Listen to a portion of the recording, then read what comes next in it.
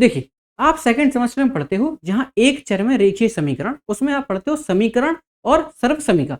अगर आपको इसमें कोई भी कंफ्यूजन है तो अब नहीं रहेगा। देखो, समीकरण क्या है? अगर बिल्कुल बेसिक से देखें तो समीकरण एक ऐसा संबंध होता है जो चर के सिर्फ एक मान से संतुष्ट होगा। सिर्फ एक मान क्यों? क्योंकि आप रेखीय समीकरण पढ़ रहे हो इसलिए।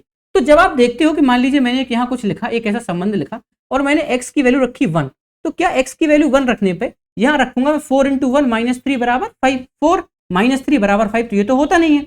तो इसका मतलब क्या है कि इस मान से संतुष्ट नहीं हुआ। अब मैं रखूंगा x बराबर 2, तो 4 इंटू 2 माइनस 3 बराबर 5, 8 माइनस 3 बराबर 5, 5 इज इक्वल टू 5, मतलब ये संतुष्ट हो गया। मतलब चर के सिर्फ एक मान से संतुष्ट होगा, बाकी आप कोई भी रखोगे तो ये संतुष्ट नहीं होगा। अच्छा, फिर दूसरी चीज क्या होती है? दूसरी होती है सर्वसमीका।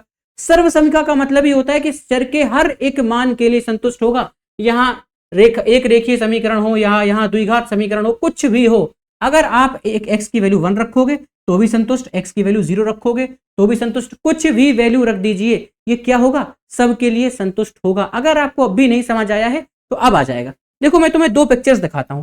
पहली पिक्चर है ये, इससे आपको क्या समझ आ रहा है? इससे आपको समझ आ रहा है कि एक ऐसा व्यक्ति जिसको अपने जीवन में कई सारे लोगों से संतुष्ट हो सकता है, वो उसको चाहिए बहुत सारे लोग, कोई भी चलेगा।